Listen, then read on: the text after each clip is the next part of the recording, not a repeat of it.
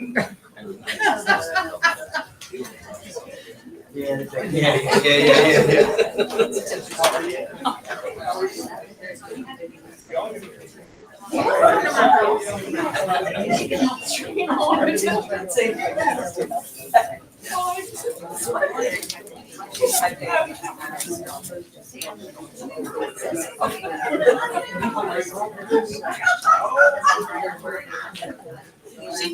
does not know who I am.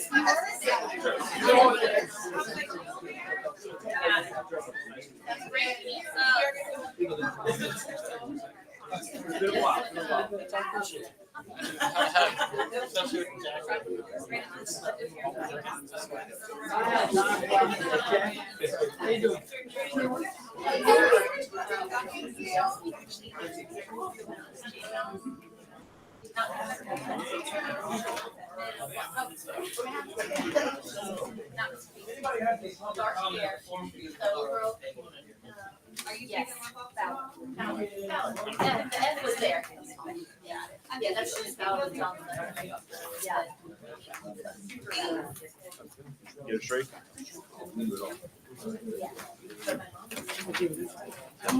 I'll make sure Mark can get hers. She never sits, make get hers cheap. You guys, you two, I've given up on you a long time ago.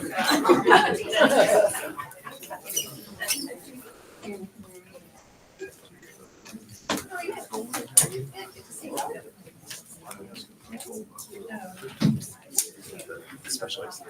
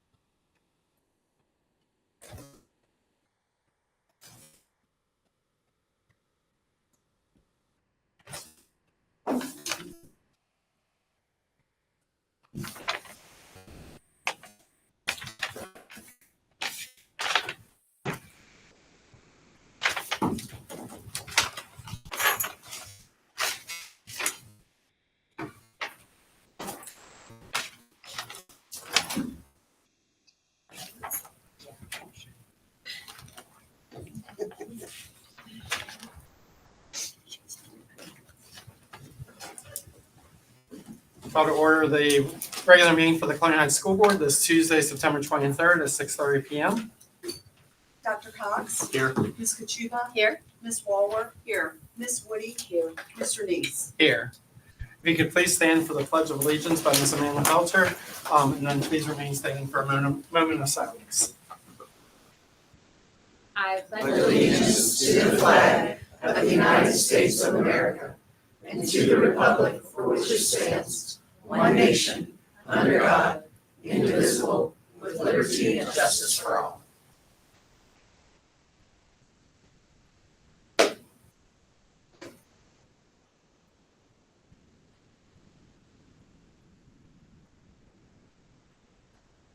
Thank you.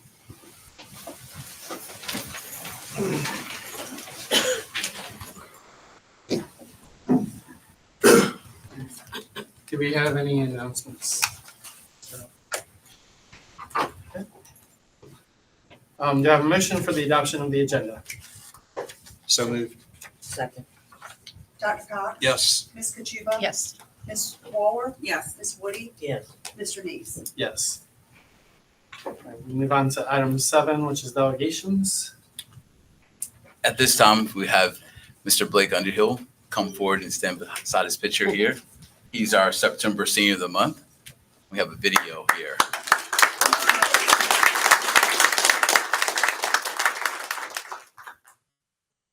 Our senior of the month for September is Blake Underhill. Blake Underhill defines what it is to be a true colonial. During his time here at Colonial Heights High School, his favorite classes have leaned toward math and science. Outside of those subject areas, he loves Spanish class, and he really enjoys Miss Jones's dual enrollment Spanish class. And he says it's pretty cool. But truly, Blake has made his mark in so many of the activities and leadership roles he's taken on here at the high school. He's doing volleyball for the very first year. He's been involved in cross country for 3 years and tennis all 4 years. Tennis is his very favorite sport. In his words, it's my favorite because I can hit the ball hard. He's also a captain on the tennis team. He's been a captain on cross country. He is SCA president. He's been involved in SCA all 4 years. He's heavily involved in the Joy Club. He loves volunteering with the Optimist members, and he said he enjoys Brunswick Stew and Fort Clifton Festival and getting to work with just wonderful people. The best thing about the SCA, according to Blake, is all the people in it and a number of things that you can do to affect the whole school, such as Spear Weeks, pep rallies, and he said it's just cool to be a part of it all. He's also the president of Interact, the executive board of the Science NHS, and he's going to probably have more leadership roles before the end of his senior year. His future plans involve possibly attending Christopher Newport University, maybe exploring a trade, or looking at a military career. Please join me in celebrating Blake Underhill, our September Senior of the Month.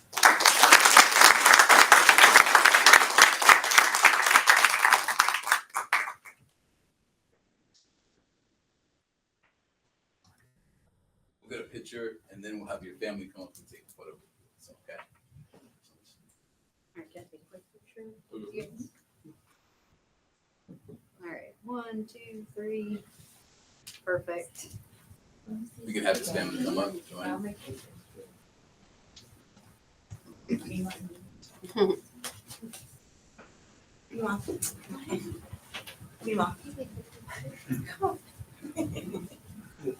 A picture with your pen? You want me to take it for you? Make sure she stands in the back. Okay, I got you. I'm getting that. I appreciate it. All right, 1, 2, 3. Perfect. That's my job. You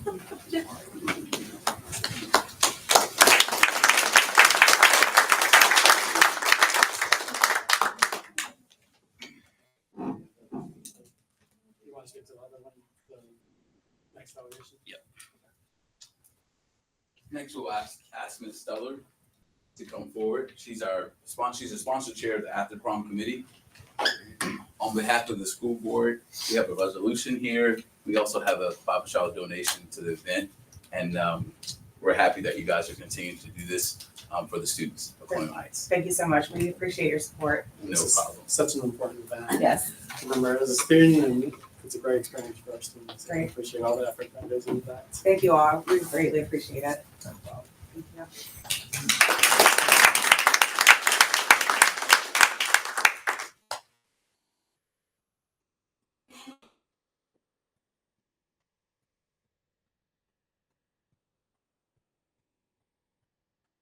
You did miss one thing during the announcements. I do want to welcome Mayor Kachuba. So I appreciate you coming tonight. Glad to be here. So moving on to item 8, public comment.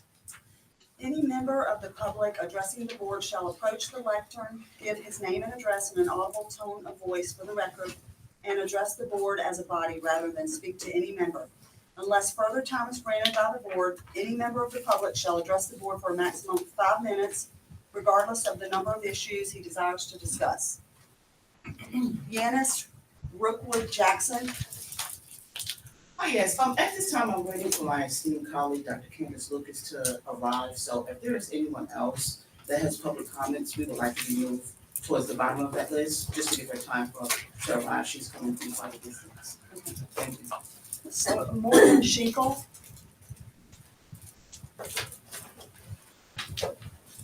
At the lectern? Yes, All right.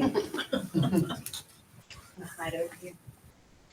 All right, good evening. For those of you who don't know me, my name is Morgan Schinkel. I reside at 921 Forest View Drive here in Colonial Heights. I am a parent of 3 students in the system, 2 at Lakeview, 1 at the middle school. I am also currently a pre-K teacher at Lakeview. I am here to speak on my own behalf. My thoughts and opinions are my own, and while I do have the support of a lot of staff, they do not represent Lakeview as an institution. All right, with that out of the way. For those of you who may be unaware, Lakeview is currently on year 2 of using a virtual speech pathologist and an in-person speech pathologist assistant. This is not ideal. I will admit I have skin in the game and I'm biased because my youngest son is currently receiving speech services.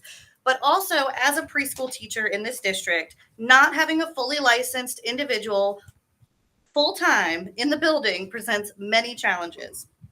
First, testing is extremely difficult. The SLPA cannot administer the testing. This means our students are either being tested through a computer screen by an unknown person, or we are having to redirect services from already overwhelmed SLPs in the district. Do you know how many students are screened in pre-K and kindergarten? I'll give you a hint. It's a lot. We are grateful to have an in-person speech assistant, but they cannot replicate nor replace a fully licensed speech pathologist. Just as we know our paras are the backbone of our schools, we still require licensed individuals to be our classroom teachers. The knowledge and expertise they provide alongside paraprofessionals is what allows us to give our students the best opportunity for an excellent education. So much of our early learners need assistance with physically forming their sounds with their mouths. They also need to build relationships with those providing those services. While our virtual SLP is very kind and very good at her job, it is difficult to assess, treat, and build a relationship over a screen with a 4-year-old, as we have learned through COVID. I am also very aware of how difficult it is to hire a full-time SLP to a school system. I know the position has been posted to no avail.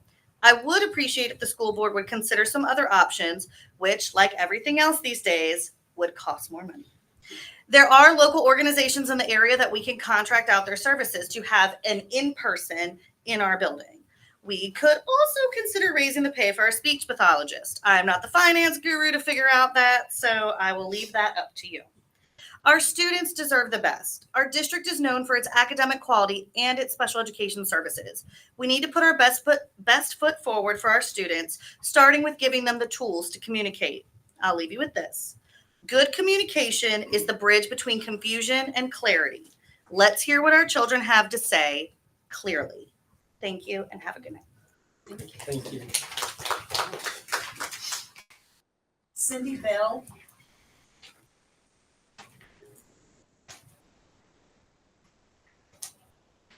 Good evening, members of the board. My name is Cindy Bell. For the record, my address is in file with the clerk, but I refuse to state it in this public forum for safety reasons. I'm a career educator, a university supervisor at VCU, a PhD student, and an employee of North Elementary School. I'm also a parent of a student at Colonial Heights Middle School. Like many families, I have faced housing and financial issues while working to build a safer future for my family and for myself. During this time, I disclosed sensitive details about my living situation on a strictly need-to-know basis. I hadn't even disclosed my personal information to my own mother or my brother. With that being said, imagine my surprise when I learned that district employees were discussing the specific details of my living arrangements. Then to add insult to injury, when I attempted to address this issue of unprofessional conduct, the district told me that this information, again, information that was keeping my family physically safe, was common knowledge. The breach of this information exacerbates my disability. I'm currently out on FMLA leave for that disability right now, and the fact that I'm here stands volumes for who I am as an educator and what I'm standing up for. With that being said, as both a parent and an employee in this district, I should not have to fight for my right for privacy and respect. My child is a student here and deserves that same assurance. We deserve the ability to heal from the problems that we've suffered and not to be harmed any further.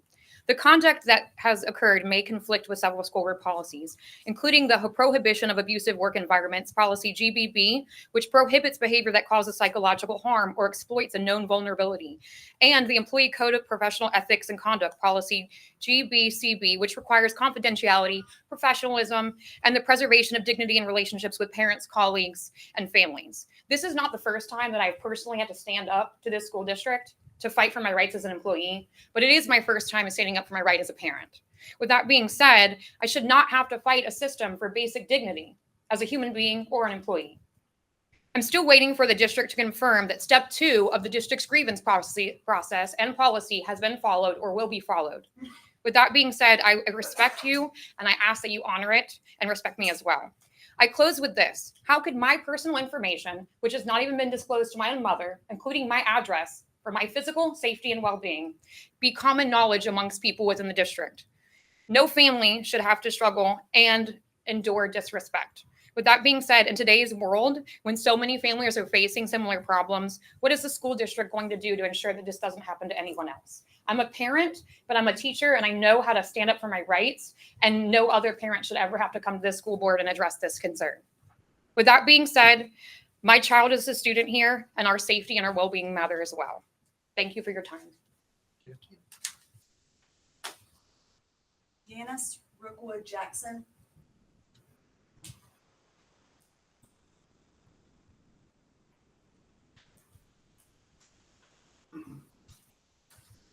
Good evening to you all. All right, and I am going to set this up here. As I talk. I come before you all today. Good evening to the chair, to the board. My name is Janice Rookwood Jackson. I'm a parent of 2 children with disabilities, Amina Jackson, a 7th grader at Colonial Heights Middle School, and Zarek Jackson Jr., a 9th grader placed at North Star Academy. Actually, I want this at North Star Academy. Sorry about that. One time frame here. So I want to make sure I hit everything. Okay. Placed at North Star Academy. I'm here tonight because this division is repeatedly violating FAPE, IDA Part B funding, FERPA, and my children's constitutional rights. First, my daughter Amina. We had a due process hearing, and the school division was ordered to provide Orton Gillingham certified instructors to address her 6-year reading gap.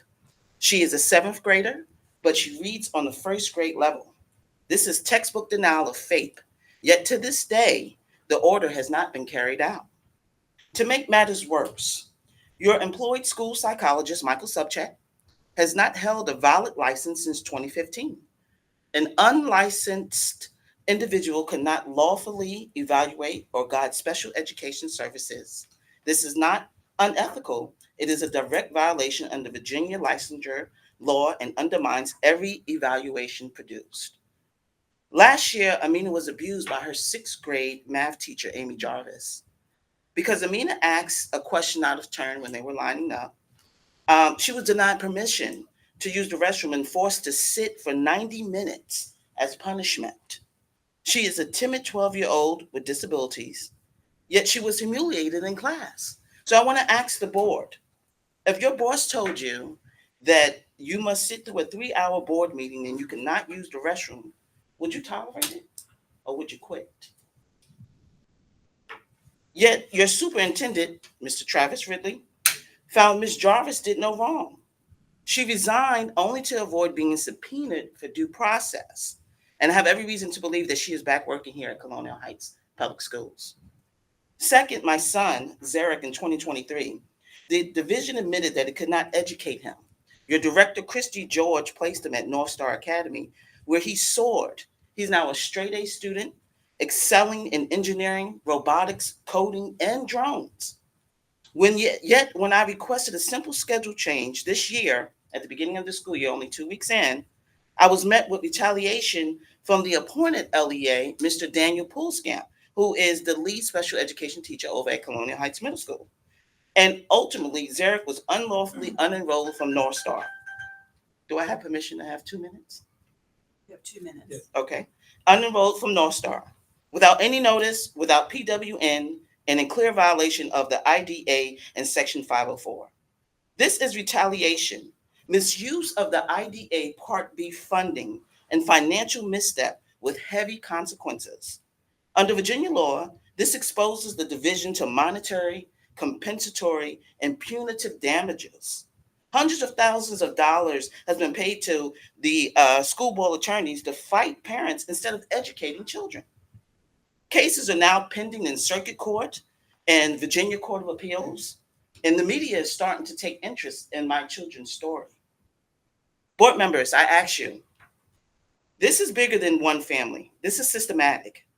You are protecting staff, some unlicensed, some abusive, while retaliating against children with disabilities. If the board does not act to investigate, to discipline, and to properly allocate IDA Part B funds, then you will face not only court order remedies, but also significant financial liability. I close with this. I don't desire to send my son or my daughters back into a system where predators are protected, but children with disabilities are punished, i.e., the individual that had to leave for filling up girls on the volleyball team, that was the pedophile, okay? The liability will fall squarely on the board. So please, please, please take into context what it is I'm saying and move forward, please, accordingly. Thank you. We're moving on to item 9, the consent agenda. So we have item A, which is the school board minutes from the special meeting minutes of August 26, 2025, the regular meeting minutes of August 26, 2025, and then our special work session meeting minutes of September 10th, 2025. And then item B, revised CHPS and CHPD memorandum of understanding. And item C, the VSBA designating October as bullying prevention month resolution. We have a motion to accept the consent agenda. A second? Second. Dr. Cox? Yes. Ms. Kachuba? Yes. Ms. Walworth? Yes. Ms. Woody? Yes. Mr. Neese? Yes. Moving on to item 10, new business. We're going to start with the 2026-2027 budget calendar outline. Yes, in your packet, you'll see that we have the outline for our budget calendar for the 26-27 school year. If you have any questions, I have Mr. Heblum here from our Assistant Superintendent of Business Services that can answer any questions on the budget calendar.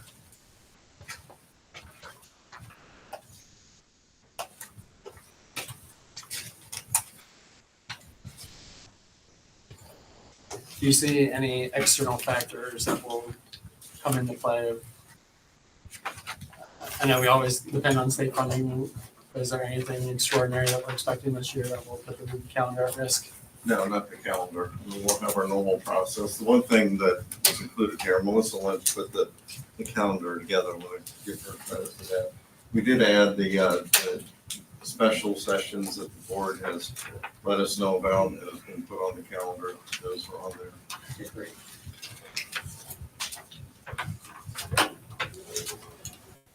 Any other questions about the budget calendar?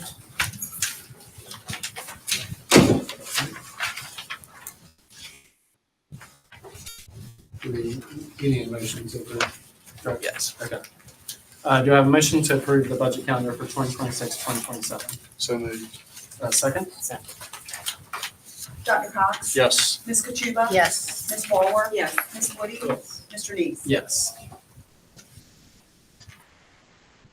So item B is a proposed policy revision, BDD, for electronic participation in school board meetings from remote locations. Yes, this is an update. This gives us the ability to, in order to have a quorum, that we have, if someone's sick, they will count as being present for that purpose. And so this is just an update into our remote policy here, participation policy. Any questions? So appreciate the update to this policy. I think this will help us going forward. Do I have a motion to approve the proposed policy revision, BDB, electronic participation?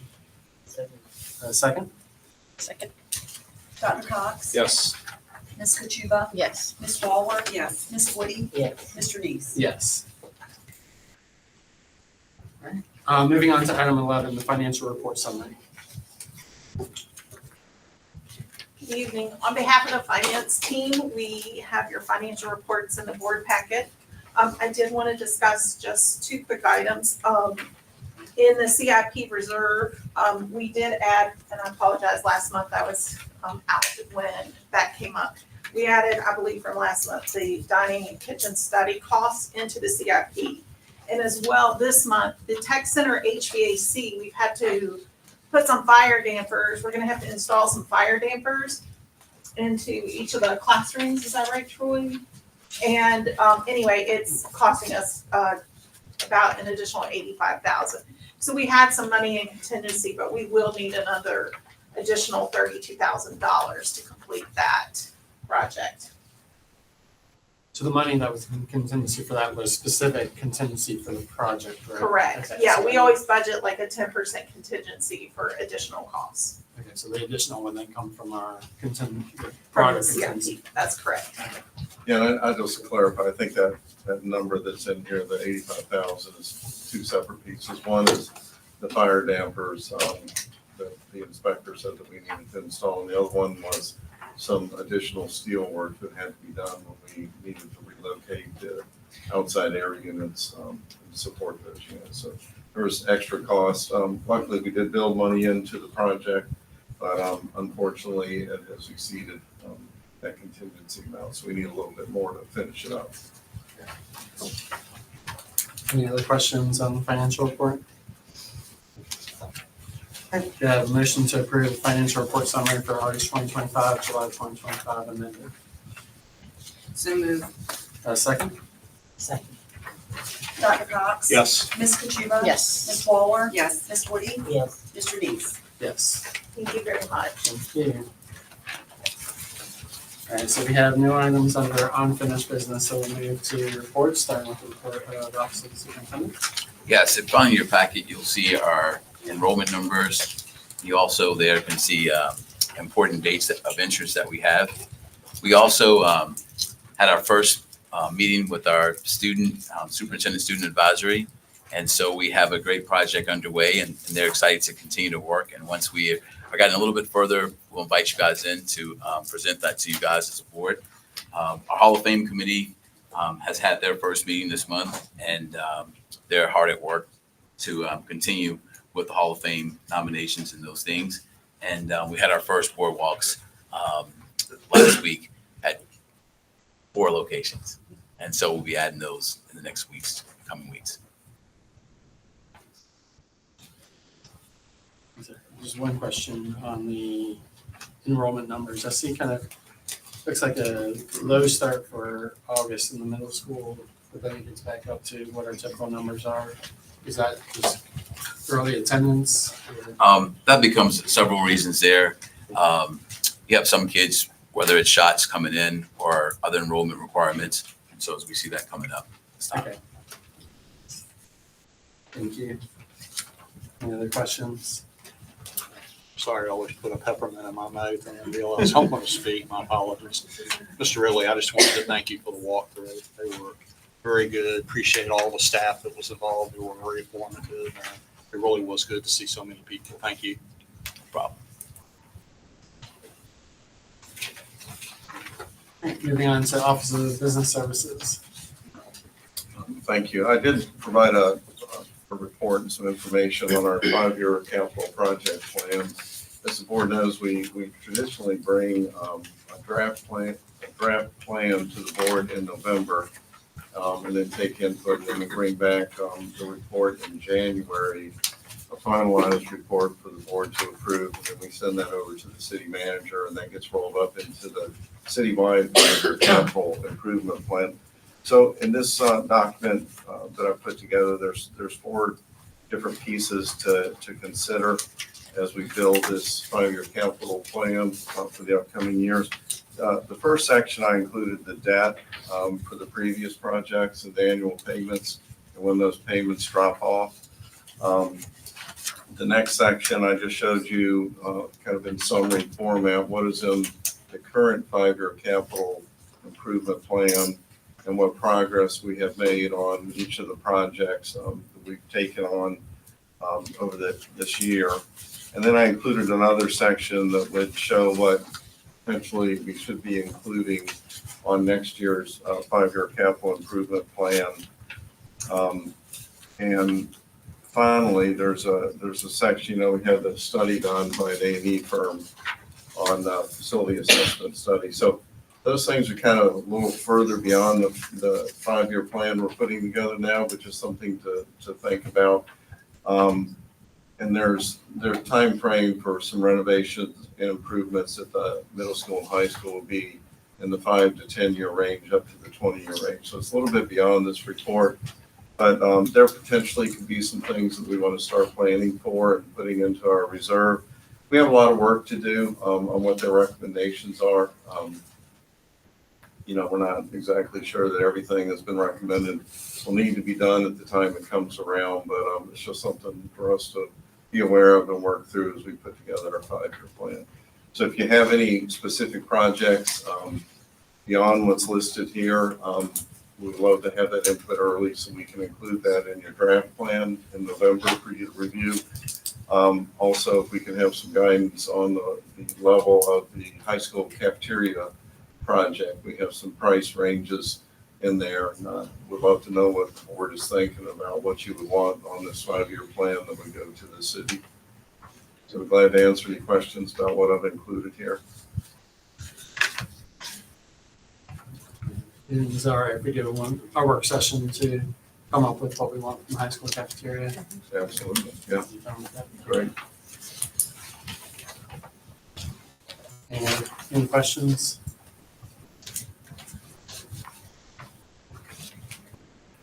Okay. Thank you.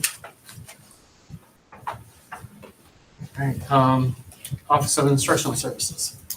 Yes, I don't have any presentations for you tonight, but just want to thank all our teachers and instructional staff for a great start to the school year. It's kind of amazing to believe we're already at the first interim point here. I did want to highlight, though, briefly, we had our first of our second year of our new teacher academy, which we talked about some last year. That Miss Murdoch does a great job running for us. Excuse me, Miss Strickland does a great job running for us. The new teacher academy is, we bring all our first year teachers in, either new teachers or new to the division, and invite any teachers in years 2 and 3 to come to these meetings. We had great attendance for our first one it was Wednesday at North Elementary for our K through 5 teachers, and then here, actually in this room, for our 6 through 12 teachers on the following day. This month's topic was back to school, establishing routines, establishing classroom management. We brought 2 of our veteran teachers in, Ms. Best and Ms. Moody, and kind of talk through that and not only present something to the teachers, but also kind of hold a little question and answer session to give feedback and talk through some problems. So really establish some great connections with the new staff. And we're excited to offer that every month throughout the year. Thank you. Excited about the different programs that we have and all the support that we're providing to the new teachers. Very much, and building for them a bank of teacher contacts across the division for questions and feedback. So it's an exciting partnership.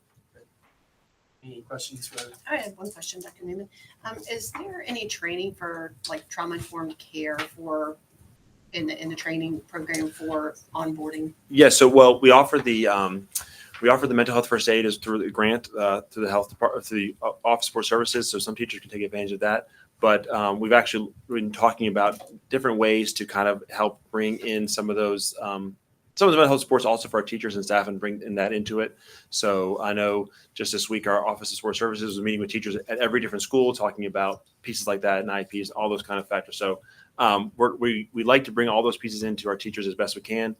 Child Savers did some really great stuff with us last year for all staff about trauma-informed care. So we look to continue that partnership to bring those in at future PD days. Thank you. Moving on to Office of Support Services. Good evening. So we had a successful first special education advisory committee meeting a few weeks ago, meeting and workshop. We had almost over 40 individuals in attendance between the meeting and the workshop, and we also offered childcare. And we will be having another in the next month or so, and that'll be advertised. Thank you. All right, moving on to school reports. So we've gotten off to a great start at Lakeview.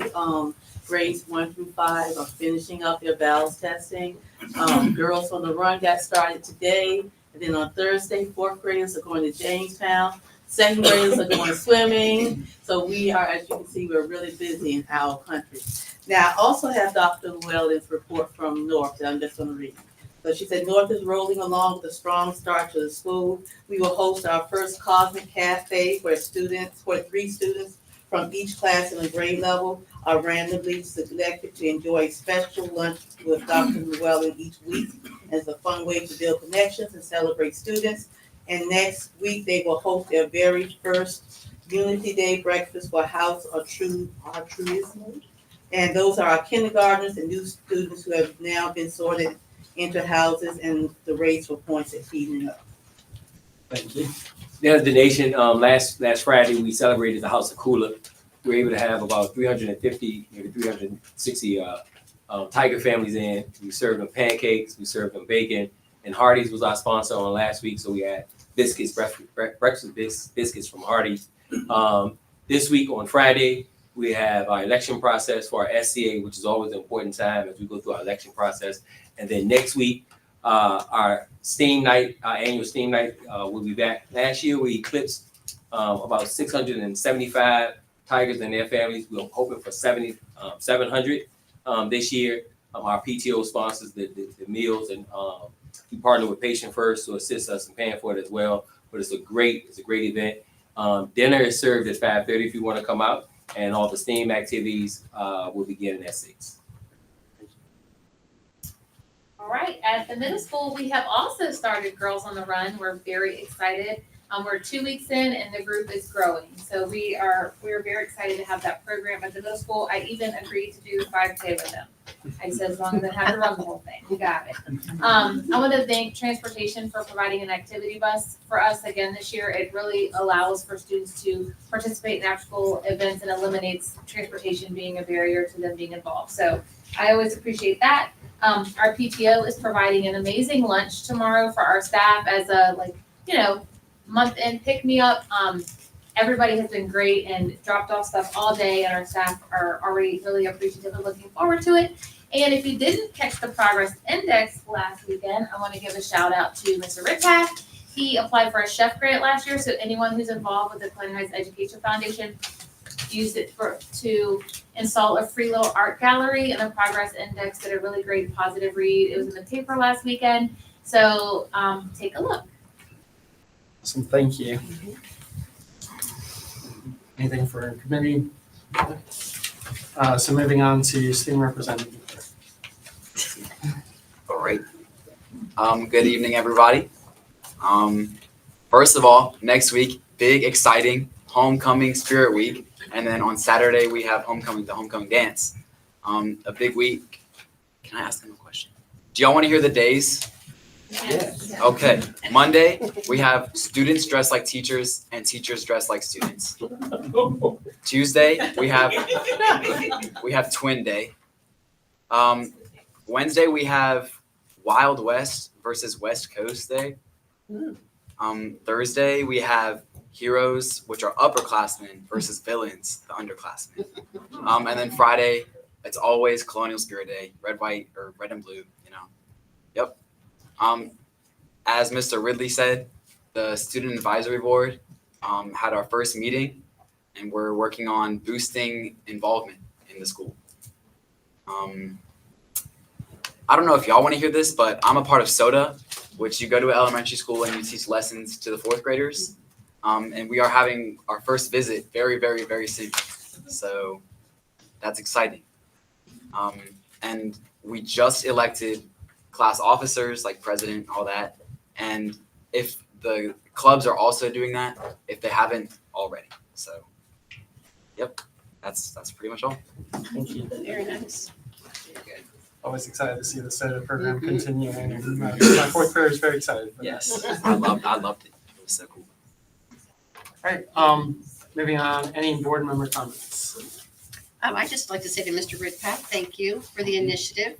I think that's wonderful. I think all the enrichment opportunities for the kids to serve, and I appreciate that initiative for that. And also to Office of Support Services for all of the family engagement, Dana, and just the team. And what a great addition to, just allowing parents to come in and feel very, very heard, very seen, and just all the materials that I've seen are just amazing, and I'm excited for the opportunities that you're presenting, so thank you.